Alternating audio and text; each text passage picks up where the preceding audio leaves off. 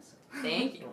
Lucas and the journalism program don't fucking play when it comes to quality. I'll tell you that much. You can be as grunge as you want as a photographer. Journalism, no. No, Unfortunately, you can't. no. They will yell at you if something is out of focus. Yeah, so. Scary. Could we get a clap to sync the audio? There we go. Awesome. All right, so what is your name? May. And what do you do in the scene? I mainly take photos. I do a little music here and there, but it's mainly photos, and I have my own zine collective. Yeah, what's that zine collective called? It's called Howtogetpunched101. That's really cool. What's the motto? What do you strive for with your with your project? Yeah, I started it just because I saw there was like a lack of what's the word for it? Just care? Yeah, in the scene, like, a lot of people didn't see the background of what goes behind, like, social media and what goes behind, bands' images. Like, so in photography or video or whatever that could be, I just saw there was, like, really a lack of understanding in it, is the right word, I think. But it was something where I was like, I want to try and fill this gap. And, like, I have a lot of my friends are photographers in the scene. And they also were just like, there is nothing said about us ever. Like, it's like you post on social media, you get likes or whatever, but nobody really understands like the art of it. Yeah. So I just wanted to have something to kind of bridge the gap there, and that's why I created it. It's really awesome. Thank you. I think like a lot of the art is kind of just more of like a given. Yeah. When it comes to like the music scene. Yeah. Yeah. It's very cool. It really. I think that's really awesome. So how long have you been running the zine for then? The zine has only been a few months, I would say. Recently, just with summer, taken a break on it. Yeah. But I've just started up like running my own shows and things. Like I just did a show that was really awesome. It was huge. Yeah, it was sold huge. out completely. That's awesome, man. And we did that at Array Space with like Dorset Fire and everybody.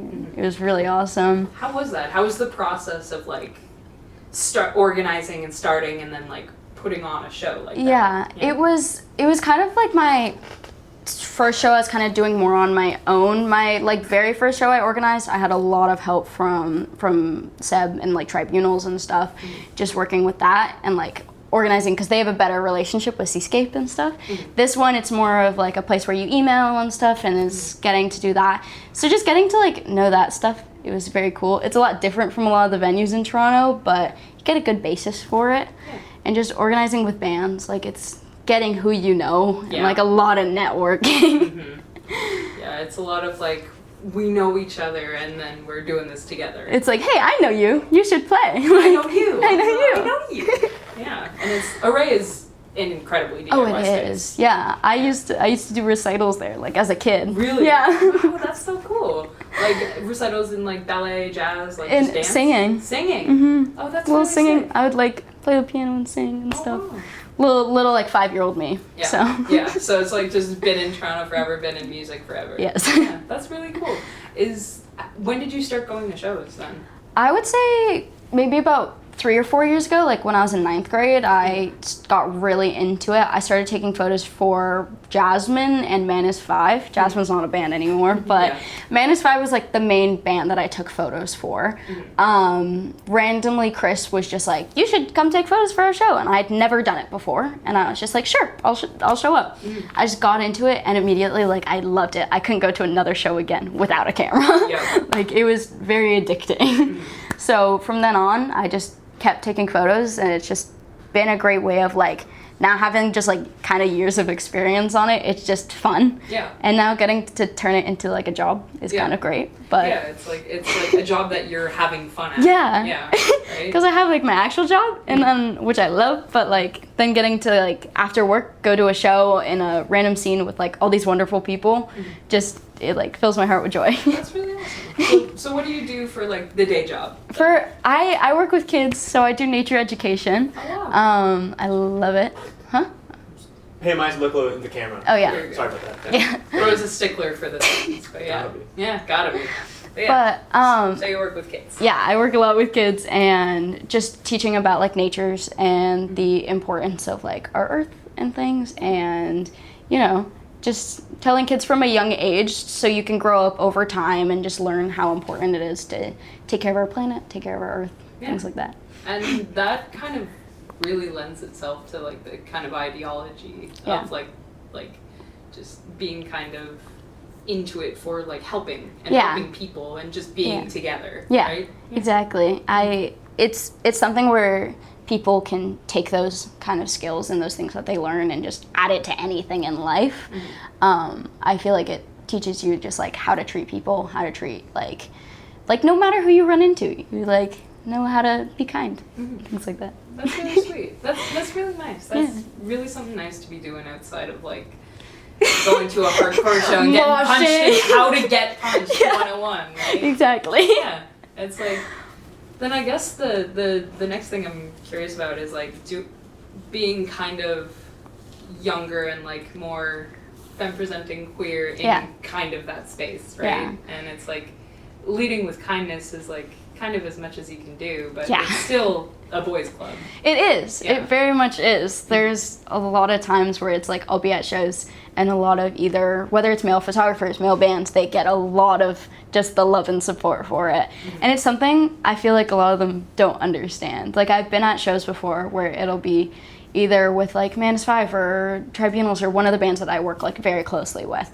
And they'll get like pats on the back from all the sound guys there and everything. And then it'll be like, oh yeah, I've seen your work before, but do you know this one guy who does it? And I'm like, oh yeah, they're great. Yeah, they're so good. They're so great. And it's really hard like finding a spot in there sometimes as a woman. Like it feels always like saying it, I'm never mean it's like a sexist space, but a lot of the time there's things that people do that are just like they don't realize the damage that they're doing towards a person. Yeah, it's like something that you don't realize that is so much of a problem if you're not the person affected by it. Like if you're doing the damage a lot of time, you don't notice it until it's a big thing. Exactly. Right, and then and it's like you putting on shows and everything, and like being a photographer in these spaces is like kind of I hate to say that it is like, oh, it's groundbreaking that we're breaking into this kind of scene, but unfortunately it is like so overpowered with people who kind of just don't want us there. No, it's very difficult. A lot of the time it's like, especially with me being like a girlfriend of somebody in a band. It's like, oh, you're so-and-so's girlfriend, so that's how you got into it. And I'm like, no, it started way before that. Like, and you did that yourself. I've been here. All by myself. Like, I'm very lucky. Like, my mom's really big into the arts too. I've gotten so much like support from her and like learning a lot through her. And I think always like having those bigger supports in life like also helped towards it. Like, definitely didn't do it all on my own, but definitely like it's a big thing that I'm very proud of myself for doing. I feel like I was saying at my last show, I was kind of running it and I got on at the start and I was like, I just did a little speech about how I was like, people don't understand a lot of this, and being queer and being a woman in these kind of scenes is really difficult. Like it is not easy for everybody. Exactly. There are a lot of problems in the scene that I feel like Well, good. There's a lot of problems in the scene that I feel like a lot of people just, and especially cis white men, just do not see. And like being like white and female, I don't see a lot of the problems still too. Like I know they're there, but I don't know what to do to help. And that's something that I always want to work towards, work with different, communities. I work a lot with, queer bands and things, and I try and get outreach on those bands and things. But it's very hard to try and keep peace in those communities. Because it's unfortunately political. It is.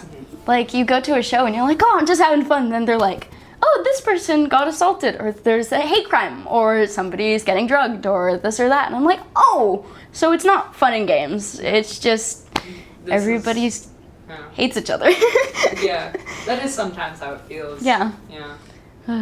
Is there anything you want to talk about with that? It's like sometimes that is just how it feels. That everyone does kind of hate each other. Yeah, it's really weird, especially like now that I've been getting into running shows and stuff, you realize a lot more. Like my first show that I was running, I had to kick out like a good few people because it's like you just suddenly, me and one of my friends, we call it just like the Salem witch trials of the underground scene. Yeah. Because we're like, this person gets posted for this person is, and I'm like, whoa, social media has like a huge hand on it. Yeah. And it's really freaky sometimes because I'll be like, oh, that's just a person who I see at shows, and then you realize things that they may have done that get brought up in the scenes, and you're like, I don't want that person here. Like, they're not making people comfortable. Yeah. Whether it's like they've, assaulted somebody or they've just said some really fucked up things. And it's just, yeah. Yeah, it's the social media aspect of it it's big. Yeah. Right? And it's weird, like both my parents were really like big into the music scene, like in like the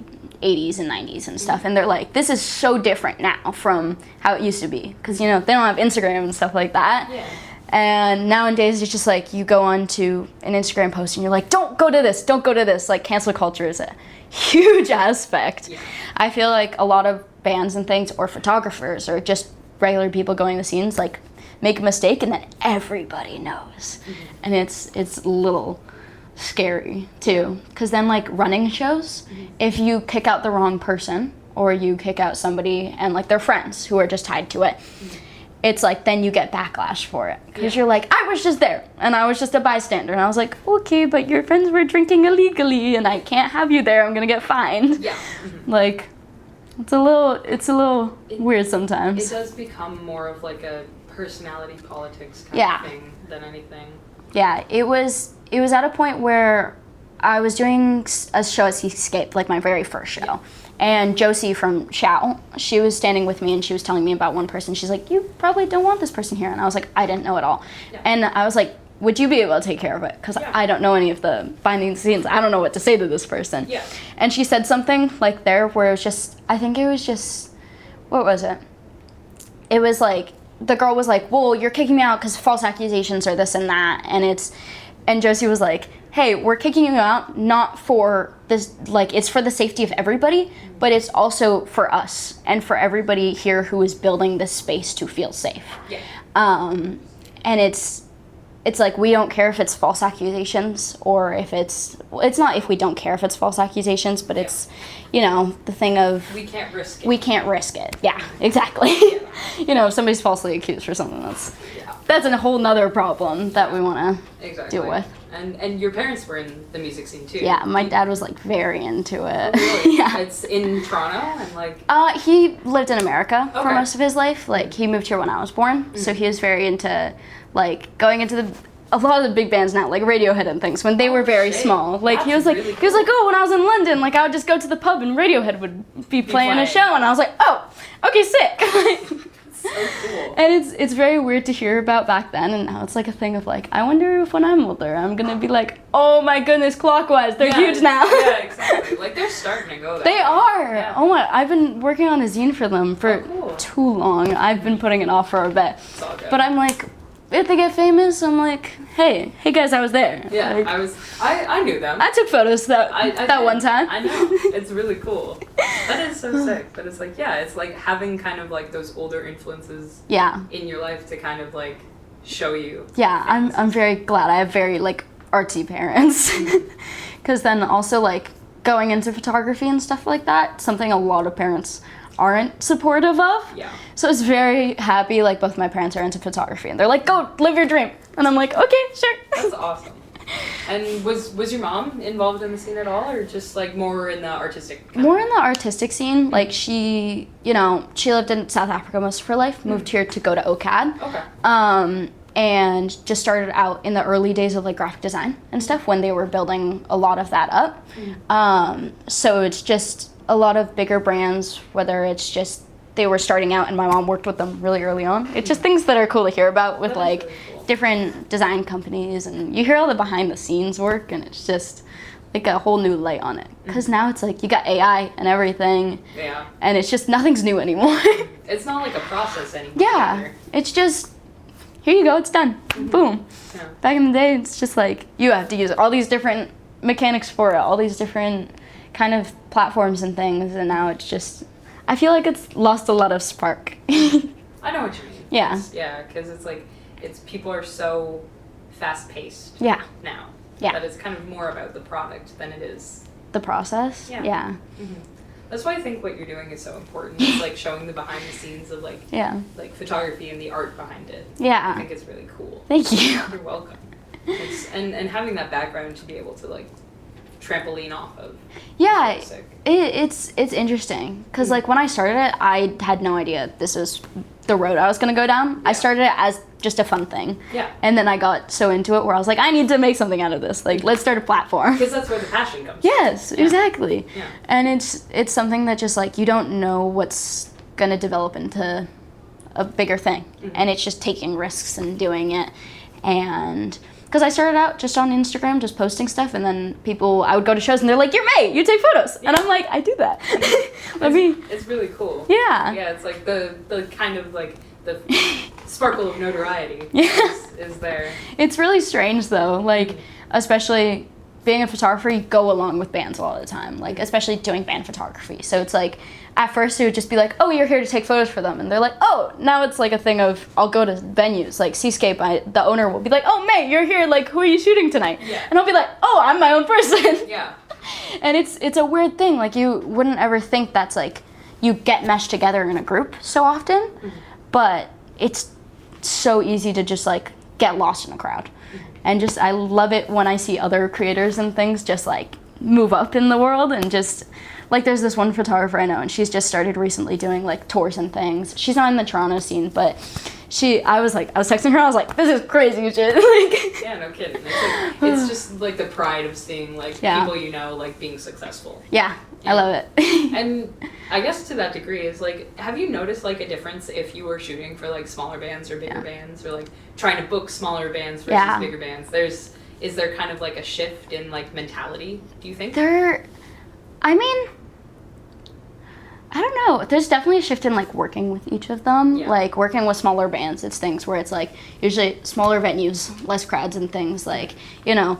But then working with bigger bands, like I did that. We both did the St. Stephen's show. Yes, we did. I was like, that was an absolutely It was huge and crazy show. Mm-hmm. Like that's where I gained a lot of just like, not like, I don't know. I gained like a lot of contacts and like from people, like met a lot of bands, met like Do Flame, Clockwise. There. I think so too.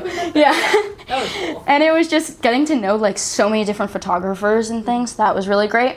So that's the one thing I love working with like bigger bands, because you get to know way more people. Yeah. Working with smaller bands, like I worked for a while there was like a few bands that I just worked with like all the time. I'd go to every single show and I'd be like, I'm bored. Yeah. I was like, I need something new. Yeah, because you get used to shooting for those bands, right? It's very like I've shot for Subs Band Tribunal since their very first show, and it's like now I'm like I know every single angle that I need. I know all the songs, their set lists, everything. Yeah. And then I get to like a bigger show and it'll be like a new metal show, something that I don't shoot a lot, and I'll be like, oh, this is so new, and there's all these new things to add to it. And it's so fun. Yeah. Yeah.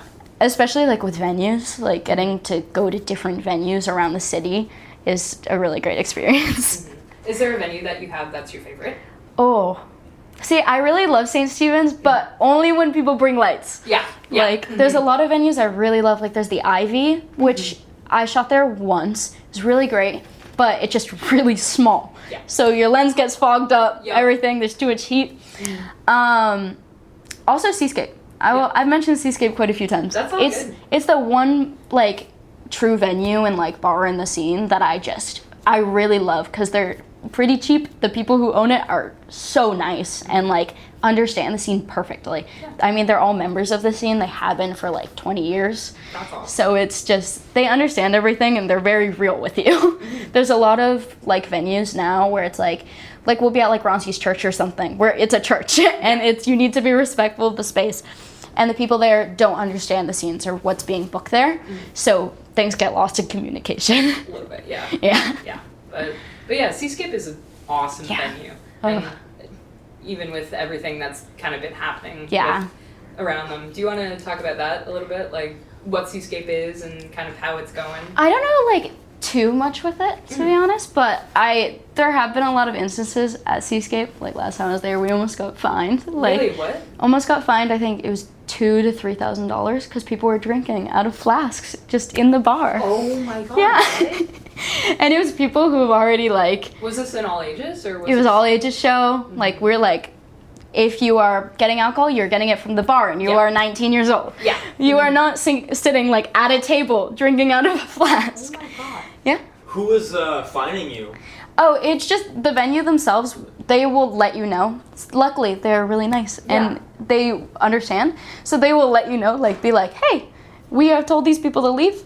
If it happens again, then we fine you. Yeah. And it's stuff like that where it's really nice, where they are so understanding. Yeah, they're giving like a warning. You get a warning. Yeah. And sometimes you don't. I know people who've been fined, and it's because they have a risk of shutting down. Like, you know, its licenses are really hard to get, and they have the correct licensing for bars and everything that, you know, establishment needs. But for underage drinkers and things, like, that is a huge problem in the scene. Like, the amount of people you see who are drinking underage, doing a lot of drugs underage, it's like, don't do it at the venue. Yeah. Do that in a safe space if you're going to and you feel the need to. Exactly. Like, yeah, and I think that's why, like, there's a lot of conversation around all ages shows. Yeah. Yeah. You have opinions about all ages? I was gonna say, Seascape. We almost had all of them shut down. Yeah. At a show I was doing with Manus 5, somebody stole a lot of alcohol from there. Yeah. And it was a lot of threatening of, there's going to be no more all ages shows. Yeah. Luckily, they have a really good bond with the owner there, Sarah. She's a lovely person. And she was like, if we have the right security, there's back checks and things, then it can happen. Okay. And we're very lucky to get that. Like, I feel like most bands, if they didn't have those ties with the scene and with that, we would not have that second chance. No. That would not happen. Yeah, right now, it would be a 19 plus venue only. Yeah, if Seascape, like, if the owners weren't, like, also community members, there would be nothing. There would be, no, it would be gone. Yeah. Which is really hard. The amount of places that are shutting down for all ages in the scene is crazy. And just the amount of places in general that are shutting down, like Cinecycle shut down. That was, I think, due to health and safety though. I think it was ambulances or something. I know the full thing, but I don't know if I can. Go ahead if you want to. You have the floor. It was a really strange show, I will say. Because I wasn't there. The fire alarm, I wasn't there I went for the first half of it and I left before it got shut down. Okay. Because I wasn't taking photos. This was like when I wasn't in the scene really at all. I just went for fun. I was like, okay, I'll see. I went, an hour later I got a phone call and it's like, oh, the fire alarm went off. Police are here. Turns out there's a ton of like health and safety risks. Like there were nails sticking out of the walls and exposed wires and things. And they were like, oh, so we cannot have this building open anymore.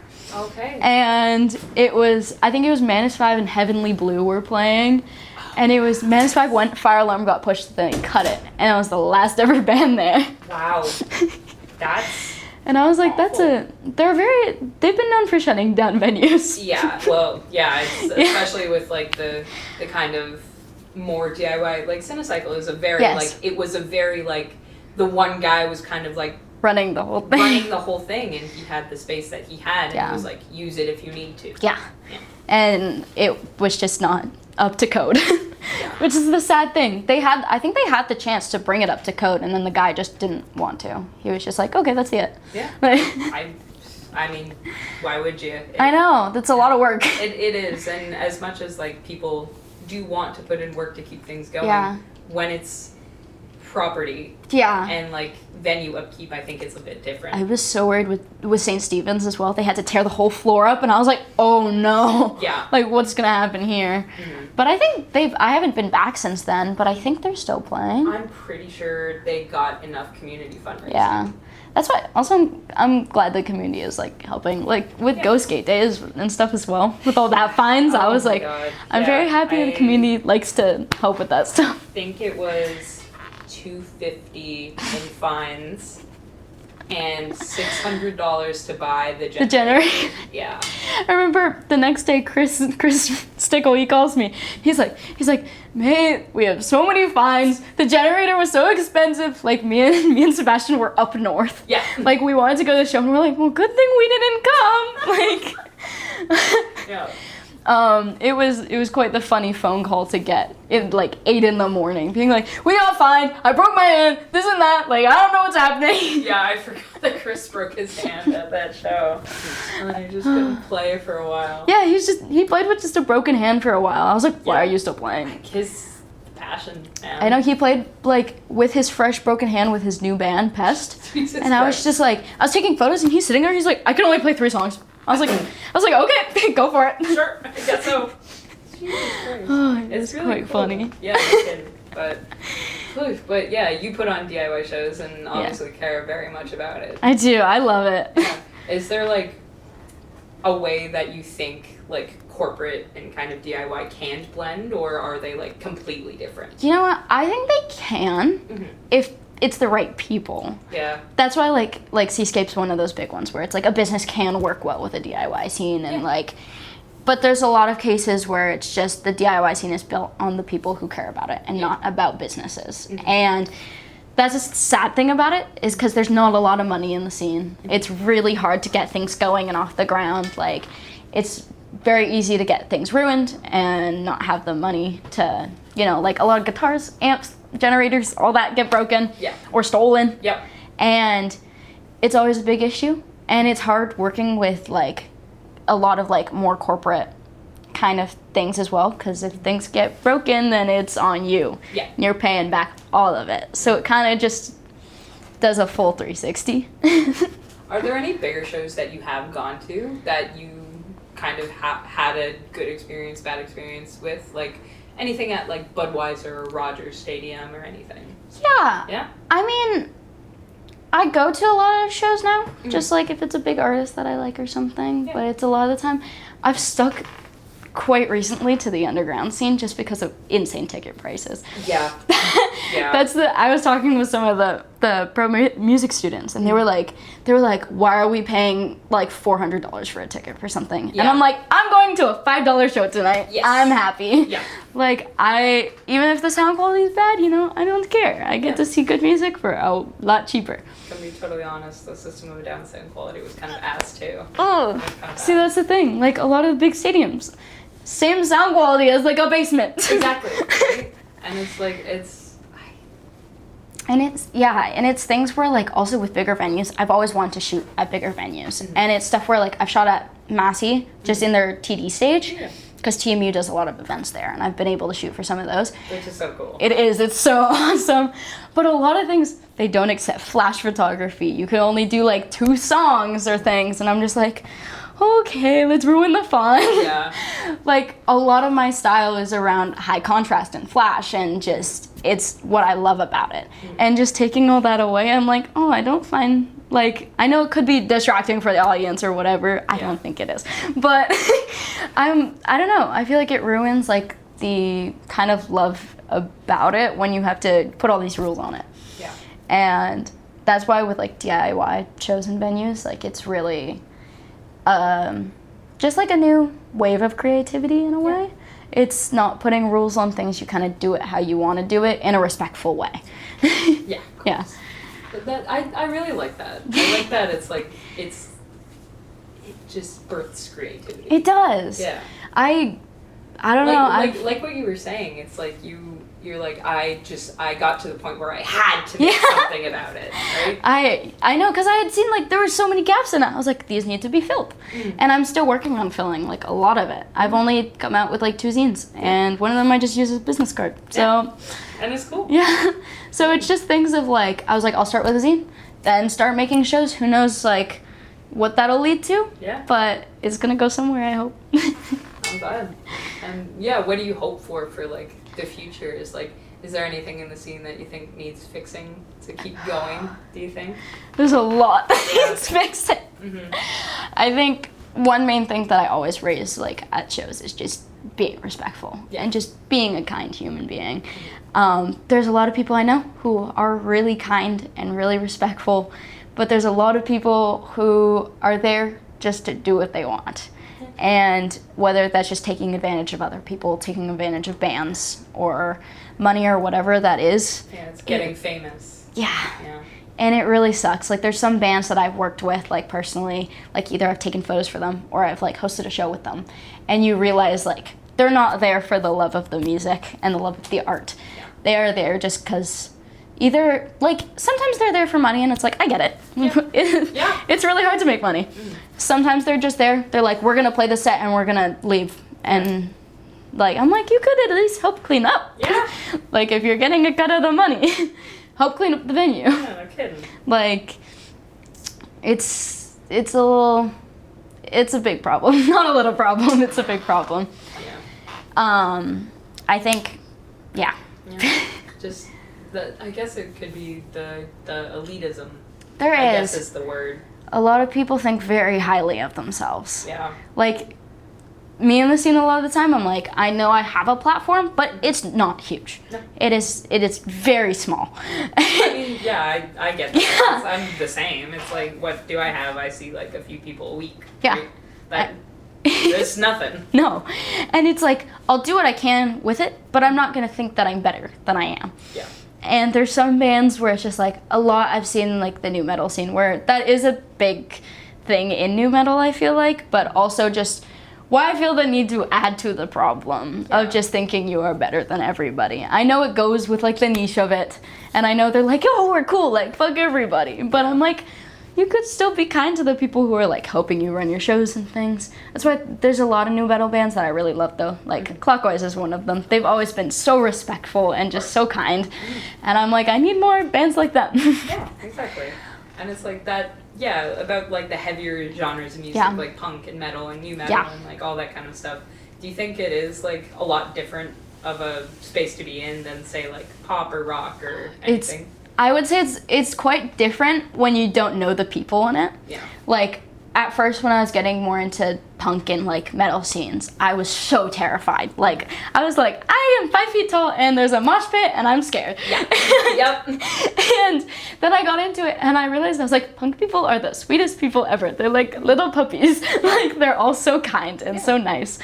And that was like the biggest thing I was terrified of, because I came from being in a very like, more of like the indie, like very low like acoustic stuff to going straight into punk. And I was just like, I love this way more. Yeah, I didn't. Everybody has such big personalities and it's very intimidating. But at the same time, it's just like you learn everybody's personalities and just see how each of them like shine through and just are really nice people in like, you know, in certain parts of it. Yeah, exactly. I don't know all of it. There's a huge scene in Toronto. There is a huge scene in Toronto. It's very big, but it's the niche that you've kind of carved out for yourself seems really awesome. Yeah. Yeah. I had something based on what you said, but I forget what I had. It's the big personalities, and I'm just lost, I guess. That's okay. Yeah, but it's, coming from like the indie music scene and everything into punk and everything is honestly not that big of a change, I guess. No, it's not like huge. There's a lot of things we're either working with people like BB and Una and stuff, like where they do a lot of more punky, or not punky, poppy stuff. And it'll go from that, and then the next night I'll be playing like with Doorstep Fire, so like doing shows with Doorstep Fire, and I'll be like, these are so different, but why are they kind of the same? Like they mesh into each other. Yeah, exactly. Whether it's just like same people or like same venues and things, same photographers, but I don't know. They all find a way of finding like going back to each other. Yeah. It's like a big circle. Yeah, cool. And are there any projects you're looking forward to in the future? You know what? I don't really know. I've started working a lot more with queer femme bands. Like, I worked with Glove a lot recently. Yeah. I talked to them about doing a zine. Might do that with them. That's cool. I need to finish up this Clockwise one so I can get started on one. I really want to get like started on one that just involves other photographers. I'm trying to figure out how to adapt that. And just have different photographers involved in the zine, because it's something where it's like, I want to run the zine as myself. It's like, I don't want to have a big team. It gets a little scary sometimes working with that many people when we all have different schedules. And it's like, I love having people here and there working on stuff, and it's just like different features. Yeah. That's really cool. All right. Well, that's all I got for you today. Okay. Thank you very much, man. Yeah. Oh my goodness. Thank you for having me on.